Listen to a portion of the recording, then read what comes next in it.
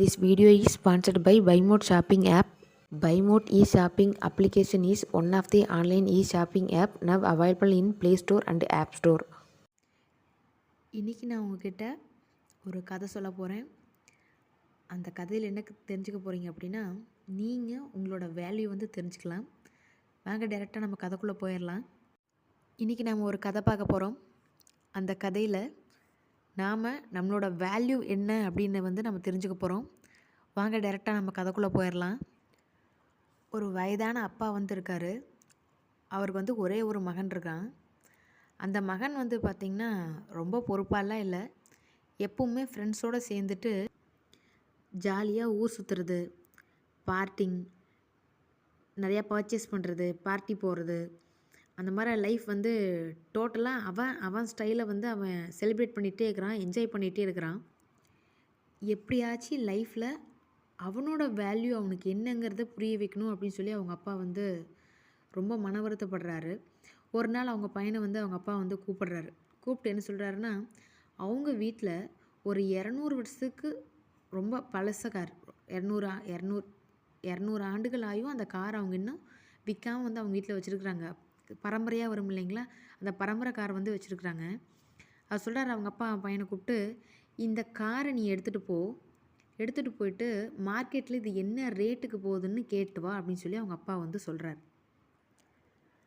அதுக்கு அந்த பையன், நாம் ஏப்பா இந்த காரை விற்கணும், இந்த கார் நம்ம வீட்டில் தானே இருக்குது, அப்படியே இருந்துட்டு போட்டுமே, இங்கேயே வச்சுக்கலாம்ப்பா, அது ஏன்ப்பா தேவையில்லாமல் விற்க சொல்கிறீங்க அப்படின்னு சொல்லி அந்த பையன் கேட்குறான். அதுக்கு அவங்க அப்பா சொல்கிறாரு, நான் உன்னை காரை விற்க சொல்ல தம்பி, நீ மார்க்கெட்டில் போய் இந்த காரு என்ன ரேட் போகுன்னு ரேட்டை மட்டும் நீ விசாரிச்சுட்டு வா அப்படின்னு சொல்லி அவங்க அப்பா பையனை தாட்டி விடுறாரு. அவங்க பையனும் அவங்க அப்பா சொன்ன பேச்சை கேட்டுட்டு, சரி இந்த காரை போய் கேட்டு வரேன் அப்படின்னு சொல்லிட்டு போன வேகத்தில் திரும்பி வந்துடுறான்.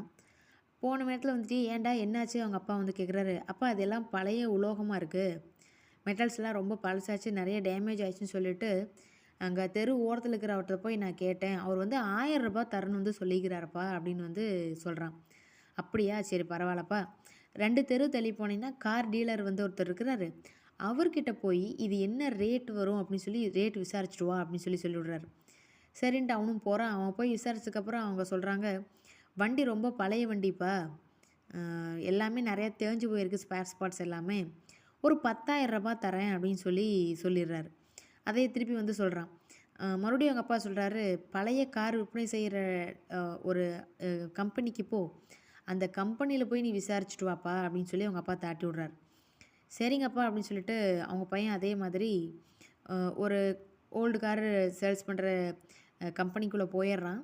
போனதுக்கப்புறம் அந்த காரை பார்த்தோன்னே, இந்தியாவில் இந்த டைப் ஆஃப் கார் பார்த்திங்கன்னா 5 மாடல் மட்டும்தான் நாங்கள் ப்ரொடியூஸ் பண்ணணும், நாங்கள் இந்த காருக்கு ஒரு 30 லட்ச ரூபா தரலான்ட்டு இருக்கோம், உங்களுக்கு ஓகேனா சொல்லுங்கள், நம்ம ரேட் பேசி முடிச்சிடலாம் அப்படின்னு சொல்கிறாங்க.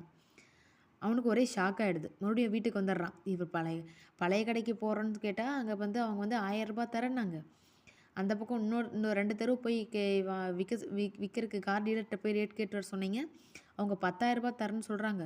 ஆனால் கார் வாங்கி விற்கிற கம்பெனியில் 30 லட்ச ரூபா தரேன்னு சொல்கிறாங்களேப்பா அப்படின்னு சொல்லி அந்த பையன் ஒரே கன்ஃபியூஷனில் இருக்கிறான். அவங்க அப்பா சரி வாப்பா அப்படின்னு சொல்லி கூப்பிட்டு அவங்க அப்பா பையன்கிட்ட பேச ஆரம்பிக்கிறாரு. நல்லா புரிஞ்சுக்க தம்பி, அந்த காரோட மதிப்பு தெரிஞ்சவங்க தான் அதனோட உண்மையான விலையை சொல்லியிருக்காங்க.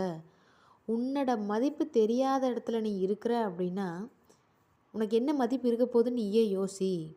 மதிப்பு இல்லை அப்படின்னு சொல்லி தெரிஞ்சிருச்சு அப்படின்னா அந்த இடத்த விட்டு நீ அடுத்த நிமிடமே அங்கேருந்து விலகி வந்துடணும் அப்படின்னு அவங்க அப்பா சொல்கிறார். இது மூலமாக அவன் தெரிஞ்சுக்கிட்டா, நம்மளோட வேல்யூஸ் தெரியாமல் நம்ம இத்தனை நாளாக என்ன பண்ணுறோம் அப்படிங்கிறத அவன் தெளிவாக புரிஞ்சுக்கிட்டான். அந்த கதை அந்த பையனுக்கு மட்டும் இல்லை, நமக்கு மதிப்பே இல்லாத இடத்துலையும் சரி, மனுஷங்களோடையும் சரி, நாம் சேர்ந்து இருக்கும்போது பார்த்திங்கன்னா நம்மளோட மதிப்பும் மரியாதையும் கண்டிப்பாக நம்ம இழந்துடுவோம். நிறையா தருணங்கள் எனக்கு என்ன பண்ணுறேன்னு தெரில, நான் பல்ல கடிச்சிட்டு இருக்க வேண்டியதாக இருக்குது அப்படின்னு சொல்லி நம்ம பல தருணங்கள் சேர்ந்து இருக்கிற சூழ்நிலை தள்ளப்படுறோம். அந்த சூழ்நிலையை விட்டு வெளியே வந்துடுங்க. உங்களுக்கு தப்பு தவறு அது கூடாது அப்படின்னு சொல்லி நீங்கள் நினச்சிங்கன்னா யோசிக்காமல் அடுத்த நிமிஷம் நீங்கள் வெளியே வந்துடுங்க. நமக்கு நம்மளோட மதிப்பு மரியாதை கண்டிப்பாக நம்ம முக்கியம். ஏன்னா நம்மளை பார்த்து தான் நம்மளோட குழந்தைங்க வளருவாங்க.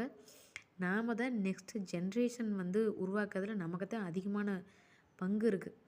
நம்மளை பார்த்து நம்ம குழந்தைங்க வளரும்போது நம்ம நல்ல விஷயங்கள் மட்டுமே அவங்களுக்கு நம்ம கற்றுக் கொடுக்கணும். நன்றி.